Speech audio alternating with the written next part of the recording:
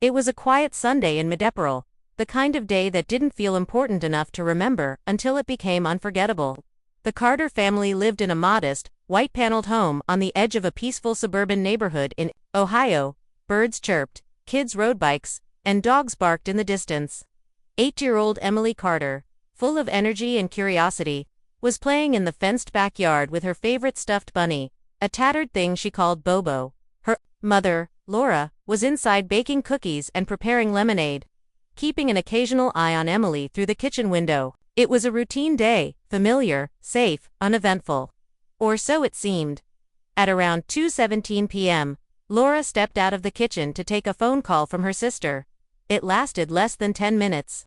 When she returned to the window, something immediately felt off. The backyard was still. The bunny was there, lying oddly close to the fence. But Emily wasn't. Laura dropped the phone and rushed outside, calling her daughter's name. The air suddenly felt heavier, quieter. As she searched the yard, panic bloomed in her chest. The gate was closed. The latch was still locked. There were no footprints leading away, no broken boards or holes in the fence. It was as if Emily had evaporated into thin air.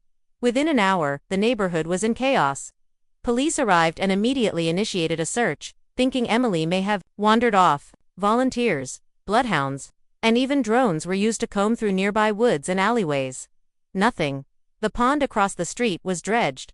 Trash cans were searched. Neighbors were questioned. Every camera on the block was reviewed.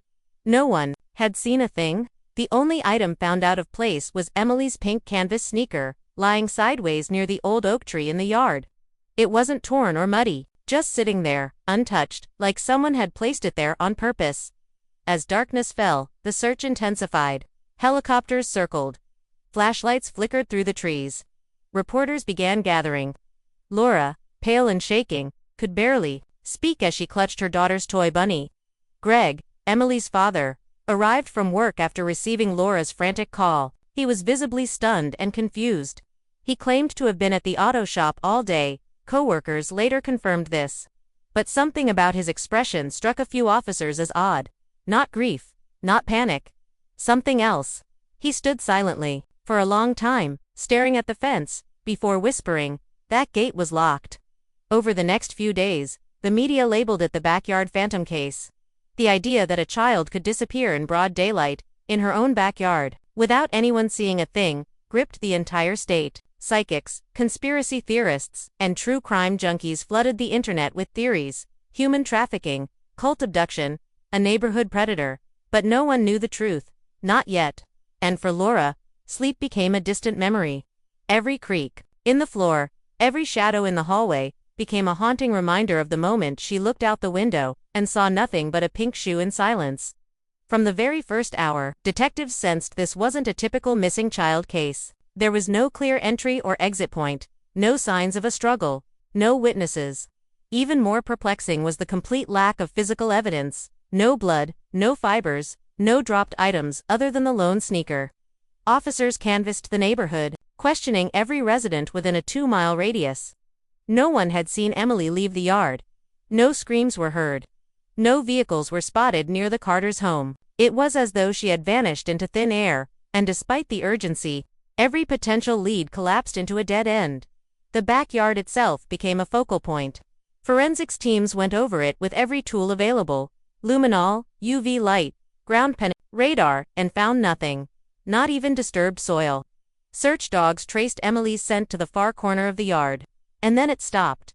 Just stopped. As if she had walked off the face of the earth. It was this bizarre halt in the scent trail that unsettled even the most seasoned officers. One bloodhound handler later said that his dog, a 7-year-old tracking veteran, refused to go near that corner again, growling and whimpering every time it was led back. Investigators initially looked inward, as they often do in such cases. Laura was questioned multiple times. Her story never changed. She had been baking, then took a phone call, then realized Emily was gone.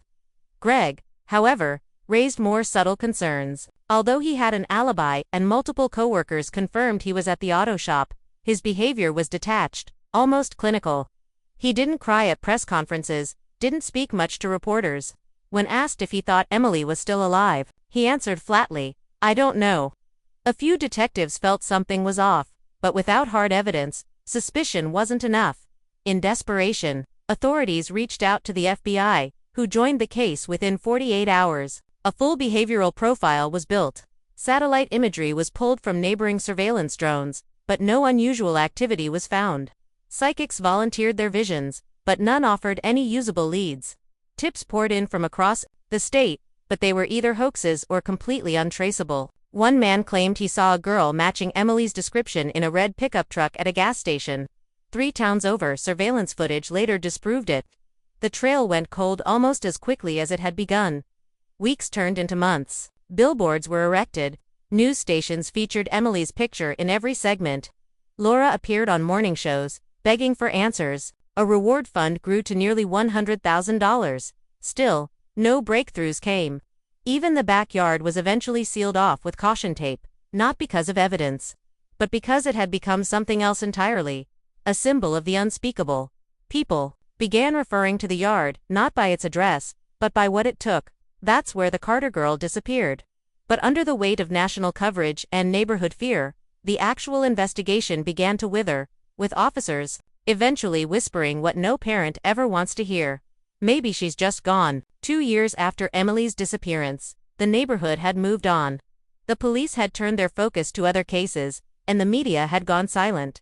But Laura Carter's mind never rested. Every room in the house still held pieces of Emily. The pastel drawings on the fridge, her untouched bedroom with the star stickers on the ceiling, and the unopened birthday gifts piling up in the closet. Laura tried therapy. She tried prayer. Nothing helped. But then the dreams began. Not vague or surreal, but vivid and chillingly specific. In every one, Emily appeared older, dirt-smudged, her voice hoarse, whispering just one phrase over and over. "He's closer than you think." At first, Laura dismissed the dreams as trauma-induced hallucinations, but as weeks passed, they grew more detailed. The setting never changed, a dark, windowless space with concrete walls and flickering light. In some dreams, Emily sat in the corner with bruised knees and chains around her ankles. In others, she was standing behind a mirror, pounding on it silently as if trapped behind glass. Each time Laura would wake up gasping for breath, drenched in sweat, with that whisper echoing in her ears. Greg would sit up beside her, annoyed and dismissive, saying, "It's not real, you have to let her go." But the dreams wouldn't stop. Desperate for answers, Laura began keeping a dream journal. She documented each vision down to the smallest detail: the pattern of a rusted pipe on the wall, the sound of dripping water, even the temperature she felt in the air. As she compared the entries, she noticed something deeply unsettling. Every dream, despite occurring weeks apart, repeated one single word: mirror. Sometimes whispered by Emily, other times scratched into the wall in the background. It was always there. Laura started avoiding mirrors altogether, terrified she'd see something staring back. One day, while dusting the hallway, Laura noticed something strange in the old decorative mirror outside their bedroom, a hairline crack she'd never seen before. As she leaned in closer, she felt a sudden chill and swore she heard breathing. When she told Greg, he exploded with frustration, accusing her of losing her grip. But it wasn't just the mirror. Laura started seeing odd reflections, not just of herself, but flickers of movement behind her, like someone darting past. She began unplugging lamps that flickered without reason. The house no longer felt like home. It felt watched. Unable to dismiss her instincts any longer, Laura visited a local psychologist who specialized in trauma and dream analysis. After reviewing her journal, he hesitated before saying something that unsettled her even further. "You're not hallucinating. Your subconscious is trying to tell you something you already know but don't want to see." That night, she dreamed of Emily again. This time, her daughter looked directly into the camera, not behind a wall, not behind glass. Her lips didn't move, but her eyes, wide and tearful, seemed to scream, "You already know who did this." Laura jolted awake, her hands trembling, and for the first time, she looked over at Greg and felt afraid. It was supposed to be a simple task, cleaning out the attic on a rainy afternoon while Greg was away on a work trip. Laura climbed up with a box of donation clothes but ended up opening a cardboard bin labeled in Greg's handwriting, "College stuff, private." Inside were old textbooks, binders, and a collection of leather-bound journals. Laura had never known Greg kept a diary. At first, she flipped through the pages casually, expecting class notes or forgotten poetry. But what she found was something else entirely. something that made her heart seize in her chest. Near the back of one journal was an entry dated exactly 1 week after Emily's disappearance. The handwriting was clearly Greg's. She recognized the way he curved his R and crossed his T with long, impatient strokes. The entry read like a confession, or perhaps a breakdown. It said, "The silence in the house is unbearable. I still hear her in the walls. Her eyes won't stop staring. Sometimes I think she's here, just beneath the floor, waiting to be let out." Laura froze. The words weren't just unsettling, they were eerily close to the dreams she'd been having for years. She turned the page. There was no continuation, no context, just silence. The rest of the journal returned to mundane entries about work schedules and mechanic shifts, nothing else remotely as dark. When Greg returned home 2 days later, Laura confronted him calmly, holding the journal in her lap. His reaction was subtle, but undeniable. His eyes flickered, just for a second, before he forced a smile. He claimed it was a creative writing exercise, something he used to do for stress relief. "You know I love horror stories," he said, laughing nervously. But Laura knew Greg. He never wrote creatively. He barely read novels. And he hadn't mentioned that journal in over a decade. His casual tone, the way he avoided eye contact, the way he quickly changed the subject, it all pointed to something darker. That night, after he fell asleep, Laura retrieved the journal again and examined it under a flashlight. The ink in that disturbing entry was fresher than the others, darker, glossier. She flipped to the back cover and noticed something strange. A folded piece of paper wedged into the binding. It was a small drawing, clearly done by a child, scribbled crayon figures of a house, a son, and a girl with yellow hair standing by a tree. It was labeled "Me and Mommy" in crooked handwriting. Laura recognized it instantly. Emily had drawn that picture weeks before she disappeared. But how had it ended up inside Greg's journal, in a sealed attic box? From that moment on, Laura no longer trusted anything Greg said. She began watching him carefully, silently. She timed how long he spent in the bathroom. She took note of where he kept his belongings. She started following him on his errands, trailing behind in a borrowed car. And through all of it, one thought burned in her mind. What else is he hiding? She didn't have proof, not enough for police. Not yet. But something had shifted. For years, she had clung to the belief that Greg was grieving beside her. Now, she began to wonder, had he been hiding in plain sight all along? It was a cold Tuesday morning in November, the kind of morning where silence hangs heavy in the air. Laura had barely slept the night before. The journal entry had dug a hole in her mind that she couldn't climb out of. Every time Greg smiled, every time he hugged her or kissed her cheek, it felt like a mask, something artificial. She couldn't prove anything, not yet, but something inside her, deep and primal, whispered that there was more. That morning, as Greg showered upstairs, Laura stood in front of his bathroom drawer, her hands trembling slightly. She wasn't looking for answers, not consciously. She told herself she just needed nail clippers. But as she opened the drawer, she noticed Greg's old travel shaving kit, a worn leather pouch he'd used since their early years together. Something about it seemed off today. He never traveled anymore, never even used that kit. Curiosity pushed past her fear. She picked it up, heavier than she remembered, and placed it on the counter. Her fingers hesitated on the zipper.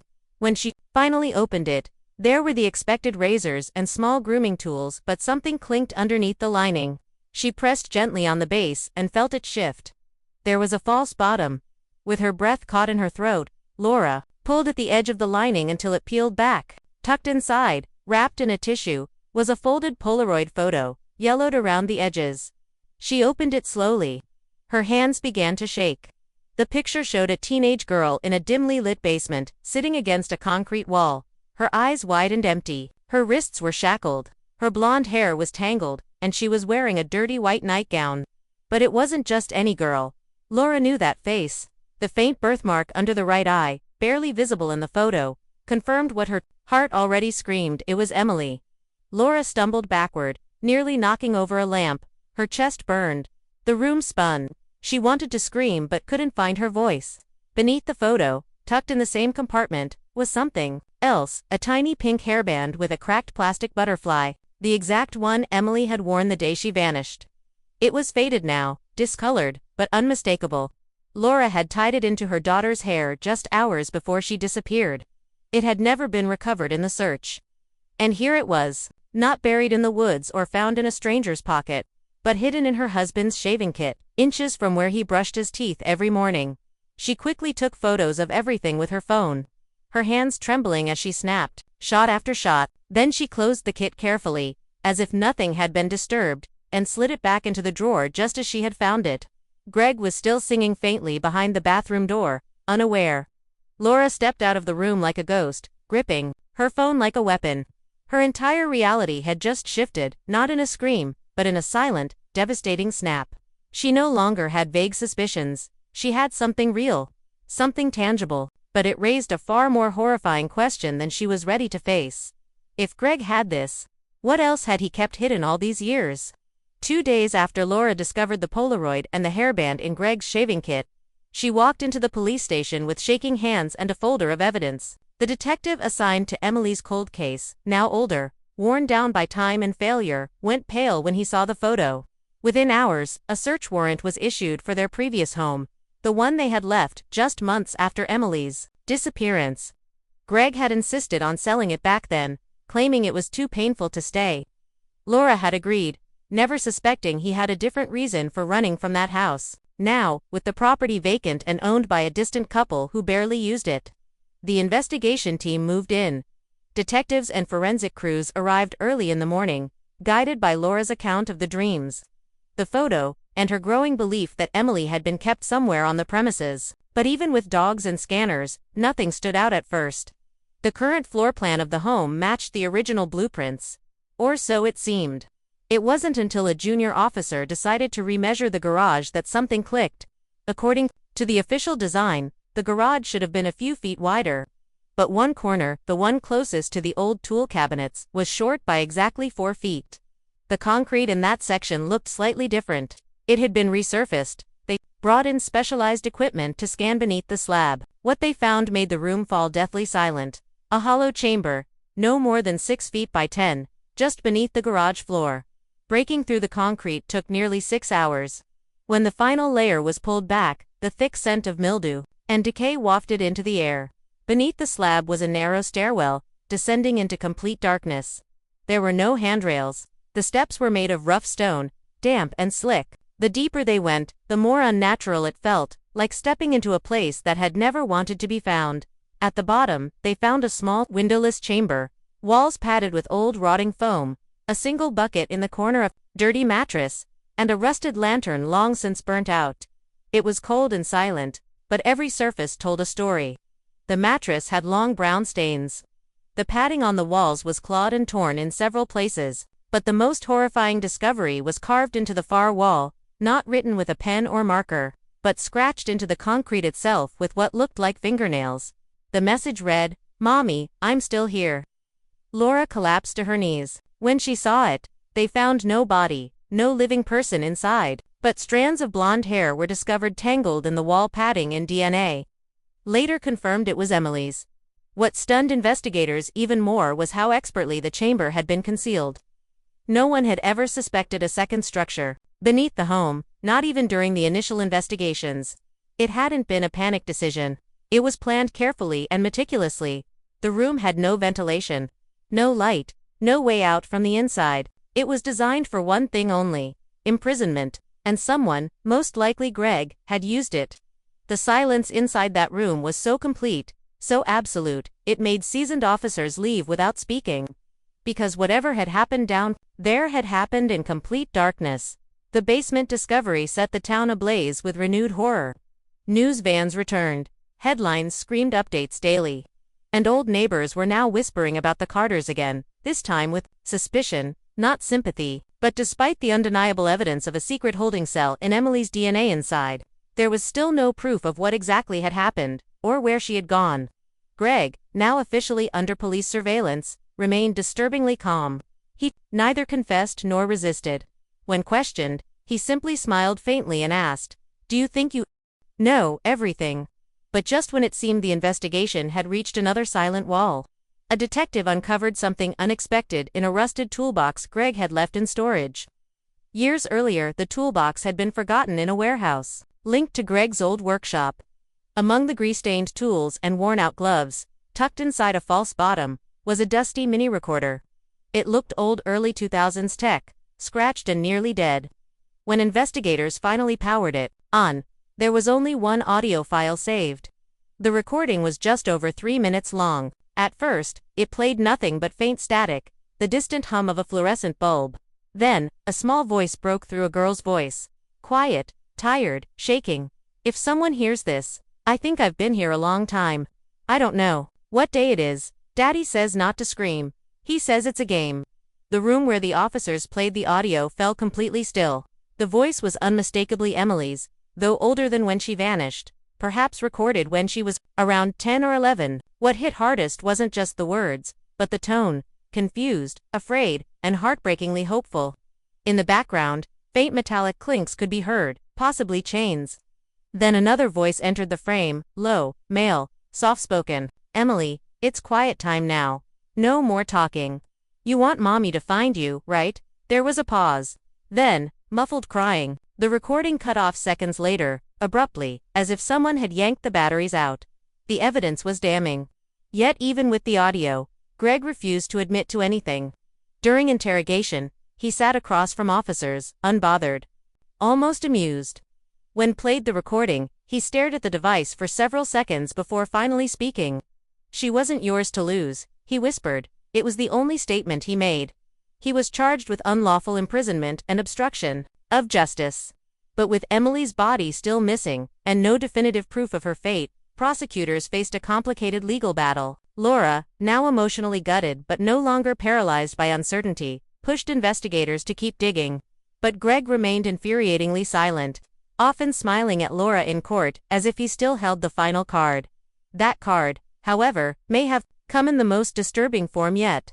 When forensic experts enhanced the audio further, something else emerged in the final seconds of the tape, almost hidden behind the static. A whisper. It wasn't Emily's voice or Greg's. It was distorted, dry, and near inhuman. And it spoke only 5 words. "If you're listening, she's watching." Technicians thought it was interference. Others weren't so sure. The sound analysts reviewed the audio dozens of times but couldn't explain where that final voice came from. There was no match, no background interference pattern, just silence. Then those 5 words. Laura began hearing the whisper in her dreams, and worse, in mirrors, where she sometimes swore she saw movement that didn't belong to her. To this day, Emily Carter's body has never been found. Greg remains in prison, refusing to speak further, as if guarding a secret darker than the walls of that hidden room. The house has since been demolished. But those who live nearby say they still hear strange cries late at night, especially near where the garage used to stand. And Laura, she never left town. She still keeps Emily's room untouched, still leaves a cupcake on the windowsill every birthday, and never covers the mirrors in her house because she believes Emily might still be watching from the other side. Sometimes, in the early morning, Laura swears she hears scratching in the walls. Sometimes, she whispers back. And somewhere, maybe in this world or somewhere beneath it, a child still waits in the silence, whispering, "Mommy, I'm still here."